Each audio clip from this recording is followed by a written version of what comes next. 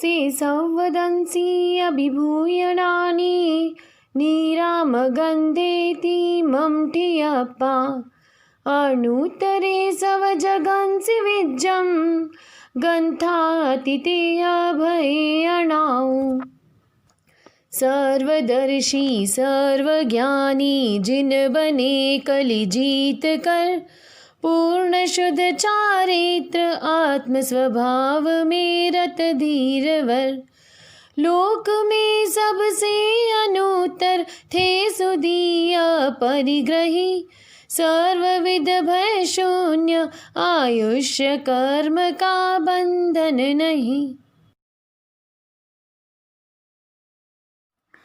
संसारिदावानलदाहनीरं समोहधूलिहरणे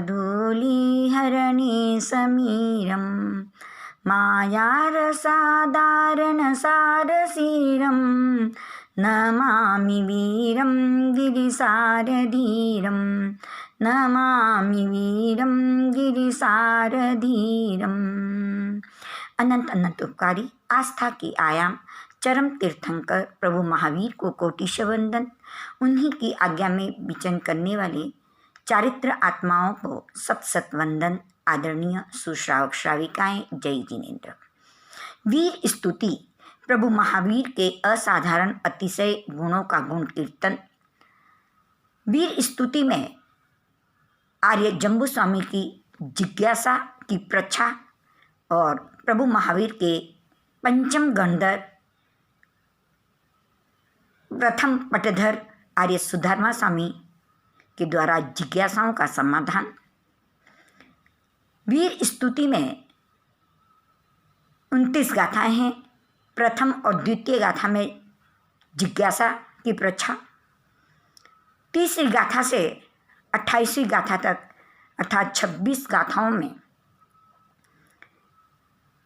आर्य सुधर्मा स्वामी प्रभु महावीर के 30 वर्ष तक निश्राय में रहे, जो अनुभव ज्ञान प्राप्त किया उन्हीं से जिज्ञासाओं का समाधान। हमने तीसरी और चौथी गाथा के स्वरूप को समझा। तीसरी गाथा में प्रभु की विशेषता, खेदज्ञ, अनंत ज्ञानी, अनंतदर्शी, महर्षि, यशस्वी, संसार के सभी जीवों के चक्षुपथ में स्थित। चौथी गाथा में लोक में रहे हुए त्रस और स्थावर जीवों, जे संसार के जीव नित्यानित्य है, अपने आत्म तत्व से नित्य और शरीर का विनाश होने से अनित्य, इस नित्यानित्य के स्वरूप को समझाकर प्रत्येक आत्मा के कल्याण के लिए धर्म के स्वरूप को बताया। धर्म अज्ञान अंधकार को दूर करके ज्ञान के प्रकाश से आत्मा में रहे हुए अनंत गुणों को प्रकाशित करता है। धर्म आत्म भावों में स्थिर करता है। उसकी चर्चा की। पांचवी गाथा में से सर्वदंसी अभिभूय नाणी निराम गंदे धीमम ठियप्पा अनुत्तरे सब जगन से विजम गंथा अतीते अभय अणाऊ। शब्दार्थ से एनीवे सर्वदंसी सर्वदर्शी थे, अभिभूत ज्ञानी थे, निराम गंधे विशुद्ध चारित्र का पालन करने वाले थे, धीमम धैर्यवान थे, ठियप्पा अपने आत्म भावों में स्थित थे, अनुत्तरे सब जगन से विजम संपूर्ण जगत के विद्वानों में अनुत्तर थे, गंथा अति थे, ग्रंथि से रहित थे, अभय भय से रहित थे और अणावु आयु से रहित थे। इसका विवेचन कन्या सुबोधिनी भाग 3 से काव्य के रूप में, जिसको हम अच्छी तरह से समझ सकते हैं।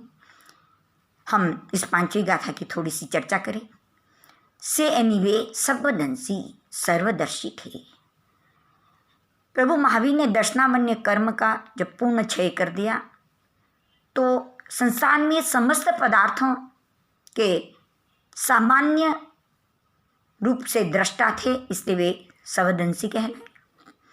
अभिभूय नानी अर्थात केवल ज्ञानी, अभिभूत का अर्थ होता है पराभव करना, पराजय करना। प्रभु महावीर जन्म से 3 ज्ञान से युक्त थे, मति ज्ञान, श्रुति ज्ञान और अवधि ज्ञान। जब चारित्र अंगीकार किया, दीक्षा ली, उस समय उन्हें चौथा मनः पर्य ज्ञान हुआ। प्रभु महावीर अपनी साधना काल में 4 ज्ञान से युक्त थे, मति ज्ञान, श्रुति ज्ञान, अवधि ज्ञान और मनः पर्य ज्ञान। 4 ज्ञान क्षयोपशमिक ज्ञान है। ज्ञानावरण का कुछ अंश दबा हुआ होता है, इसीलिए 4 ज्ञान होते हुए भी जीव छद्मस्त ही कहलाता है। इन चारों ज्ञानों को छद्मस्तिक ज्ञान भी कहते हैं। प्रभु ने अपनी साधना के माध्यम से इन चारों ज्ञानों का क्षय करके, इनको पराजय करके क्षायी केवल ज्ञान को प्राप्त किया, अर्थात वे इनको पराजित करने के कारण से अभिभूत ज्ञानी कहलाए। आगमकार कहते हैं ज्ञानस्य फलम वीरति, ज्ञान का फल वीरति अर्थात वैराग्य होता है। संसारी जीव जब आत्मबोध प्राप्त करता है, आत्मा की बोधि प्राप्त करता है, जिस प्रकार से प्रभु ऋषभदेव के 98 पुत्र जब अपने बड़े भाई भरत ने चक्रवर्ती होने से उन राज्यों पे अपना शासन रहेगा, वे 98 भाई उसको स्वीकार न करने के कारण से प्रभु आदिनाथ के पास जाते हैं और प्रभु से कहते हैं हम उनके अधीन नहीं रह सकते। तब प्रभु ने कहा जब अधीन नहीं रहना है तो बोधि प्राप्त करो। उसमें परमात्मा ने जो देशना दी उससे उन्हें बोधि प्राप्त हुई, यानी आत्मज्ञान प्राप्त हुआ।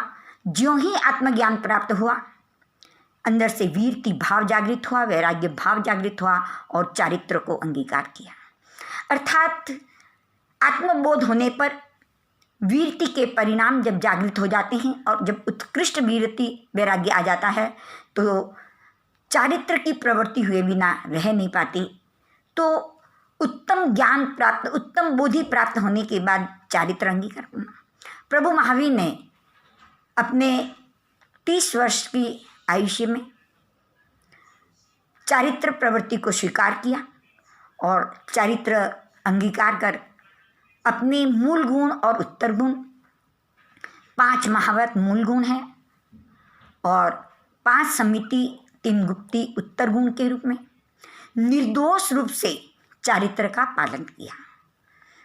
उत्कृष्ट भावों से चारित्र की आराधना करते हुए अपनी साधना का, इसलिए निराम गंधे कहा है, यानी निरअतिचार चारित्र का पालन करना, चारित्रों में मलिनता न आना, विशुद्ध रूप से चारित्र का पालन करने वाले थे, इसलिए निराम गंधे कहा है। प्रभु ने चारित्र अवस्था में असह्य उपसर्ग और परिसह आए, उन उपसर्गों और परिसहों को समभाव से, धैर्य से उन्होंने उन परिसरों पर विजय प्राप्त की, उन उपसर्गों पर विजय प्राप्त की, इसलिए वे धृतिमान धैर्यवान कहलाए। ठियप्पा वे साधना काल में अपने आत्मभावों में स्थित हो चुके और आत्मभाव में स्थित हो चुके, इसलिए ठियप्पा कहा है। ठी यानी स्थित हो जाना, अप्पा यानी अपने आत्मभावों में स्थित हो गए। तो दूसरी चरण के अंदर प्रभु निरअतिचार चारित्र का पालन करने वाले, उपसर्ग और परिसहों को सहन करने में धैर्यवान और अपने आत्मभावों में स्थित। प्रभु ने ज्ञान, दर्शन और चारित्र तीनों ही आत्मा को अपने लक्ष्य तक पहुंचाने वाला है, इसीलिए ज्ञान के साथ क्रिया का भी बोध कराया। कई लोग ज्ञान से ही मुक्ति मानते हैं, कई क्रिया से ही मुक्ति मानते हैं। प्रभु महावीर ने अपने जीवन में ज्ञान और क्रिया का दोनों का समन्वय बताया। ज्ञान और क्रिया दोनों से मुक्ति होती है। कहते हैं आगम में ज्ञान क्रिया भे मोक्ष, यानी ज्ञान और क्रिया से मुक्ति प्राप्त होती है। प्रभु ने ये ज्ञान और क्रिया का आदर्श हमारे सामने रखा। तीसरे चरण में अनुत्तरे सर्व जगन से विज्जम, संपूर्ण जगत के विद्वानों में अनुत्तर थे। और चौथे चरण में बताया गंथा अतीते अभय अणाओ। ज्ञान, दर्शन और चारित्र की जब प्राप्ति होती है तो जीव गंथा अतीते, ग्रंथि से रहित हो जाता है। ग्रंथि यानी गांठ, बंधन। बंधन 3 प्रकार के बंधनों से रहित हो गए।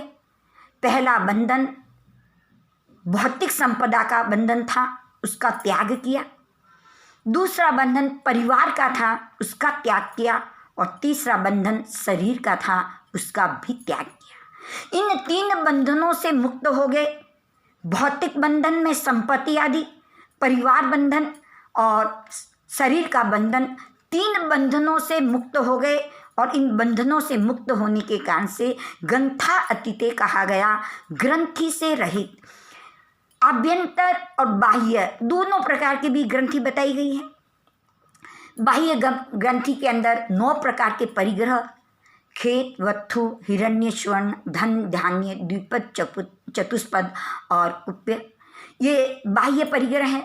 और आभ्यंतर परिग्रह 4 कसाय, 9 कसाय और मिथ्यात्व मोहनिया, क्रोध, मान, माया, लोभ, हास्य, रति, अरति, भय, शोक, जुगुप्सा, स्त्रीवेद, पुरुषवेद, नपुंसकवेद और मिथ्यात्व मोहनिया। इस प्रकार के 14 प्रकार के आभ्यंतर परिग्रह, इन दोनों परिग्रहों से मुक्त हो गए। सचित अचित परिग्रह से भी वे मुक्त हो चुके। इसलिए ग्रंथा अतीते, इन बंधनों से मुक्त गए। और अभय, भय से रहित हो गए। जब आत्मभाव में स्थित होते हैं तो भय से मुक्त हो जाते हैं। बाह्य भौतिक पदार्थों में आसक्त रहते हैं, उनसे जो ममत्व भाव रहता है वो हमें बंधन का रूप देता है। पदार्थ के साथ में भी भीतर के आसक्ति के परिणाम ही परिग्रह और बंधन का कारण माना गया। वे उस बंधन से रहित होने के कारण से अभय, भय से भी रहित हो गए। जो 7 प्रकार के भय, यह लोक भय, परलोक भय आदि, उसमें से जो मरण भय है, मृत्यु का भय है, उस भय से भी मुक्त हो गए। यानी भय मोहनीय कर्म का भी उन्होंने क्षय कर लिया। और अणाउ, आयु से रहित, अर्थात मनुष्य भोग के में जिस आयु को भोग रहे हैं वह तो आयु है ही, किंतु आगे नरक, तिर्यंच, मनुष्य, देव, इन 4 गतियों में से किसी भी गति के आयु का बंध नहीं किया, क्योंकि प्रभु अप्रमत अवस्था में थे। आयु का बंध प्रमत अवस्था में होता है। पहले गुण स्थान से लेकर 7वें गुण स्थान तक, तीसरे गुण स्थान को छोड़ करके आयुष्य कर्म का बंध होता है। प्रभु अप्रमत अवस्था में उत्कृष्ट चारित्र की आराधना में थे, इसलिए उन्होंने नए आयुष्य कर्म का बंध नहीं किया, इसलिए अणाउ कहलाए। तो महापुरुष विद्वान वह है जो बंधनों से रहित होकर के, निर्भय होकर के, आयु से रहित होते हैं, वे विद्वान कहलाते हैं। इसलिए आर्य सुधर्मा स्वामी ने प्रभु के लिए कहा कि संपूर्ण जगत के विद्वानों में अनुपम असाधारण विद्वान थे, संपूर्ण ज्ञान के धनी थे। आगमों में उस ज्ञान का स्वरूप समझाने के लिए हस्तामलकवत ज्ञान था। हस्त यानी हाथ, आमलक यानी आंवला और वत यानी साथ, यानी इसके 3 संधि हो गई, हस्त, आमलक प्लस वत। हाथ में आंवले के समान, यानी हाथ में रखा हुआ, हथेली में रखा हुआ आंवला जैसे स्पष्ट दिखाई देता है, वैसे संपूर्ण लोक के स्वरूप को संपूर्ण रूप से, सम्यक रूप से जानने वाले थे। एक हस्तामलकवत का संधि किया है, हस्त, अमल प्लस क प्लस वत। हस्त प्लस अमल प्लस क प्लस वत। हस्त का अर्थ होता है हथेली, अमल यानी मलिनता से रहित, क यानी नीर पानी, जो पानी मलिनता से रहित है, शुद्ध पानी है, उसके समान। हस्त यानी हथेली, हथेली पे रखा हुआ एकदम निर्मल पानी, जह उसकी ऊपर की तह और नीचे की तह एकदम पवित्र और निर्मल होती है और स्पष्ट रूप से दिखाई देती है। इस प्रकार से जिनके ज्ञान संपूर्ण समस्त लोक के और अलोक क्षयों द्रव्य और अलोक का एक आकाशस्तिका है, उनके द्रव्य की गुण और पर्यायों को, उनके उत्पाद व्यय और द्रव्य गुण को एक साथ जानने वाले, इसीलिए वे संपूर्ण जगत के, जो तीसरे चरण में बात कही कि संपूर्ण जगत के अनुत्तर विद्वान थे। तो प्रभु अनुत्तर विद्वान इसलिए थे कि वे बंधनों से रहित थे, निर्भय थे और आयु से, अगले भव के आयु के बंध से रहित थे। इसका अर्थ वे आत्मा परमात्मा के स्वरूप थे। तो इस प्रकार से इस पांचवी गाथा के अंदर सर्वदर्शी के साथ जो अभिभूत ज्ञानी का विशेष महत्व बताया, यानी 4 ज्ञानों को पराजय करके केवल ज्ञान प्राप्त किया, अतिचार चारित्र का पालन करके धैर्यवान और आत्मभावों में स्थित रहे, उस स्थिरता से, उस उत्कृष्ट चारित्र की आराधना से बंधनों से रहित, निर्भय होकर, आयु रहित बनकर संपूर्ण जगत के विद्वान कहलाए और अपनी आत्मा का कल्याण किया। प्रभु ने इस गाथा के माध्यम से, आज इस सुधर्मा स्वामी ने इस गाथा को हमारे समक्ष इस प्रकार से रखा कि हे आत्मा, संसार की सभी आत्माएं अपने बोध को प्राप्त कर सकती है, अपने बंधनों से मुक्त हो सकती है, अपनी आत्मा निर्भय हो सकती है, अपनी आत्मा अपना आत्मस्वरूप में स्थित हो सकती है। तो इस गाथा का बार बार स्मरण करने से, बार बार चिंतन करने से प्रभु के उस स्वरूप को समझकर हमारी आत्मा भी इस स्वरूप को प्राप्त कर सकती है। यही मंगलमय भावनाओं के साथ हम इस गाथा के स्वरूप का चिंतन कर रहे थे।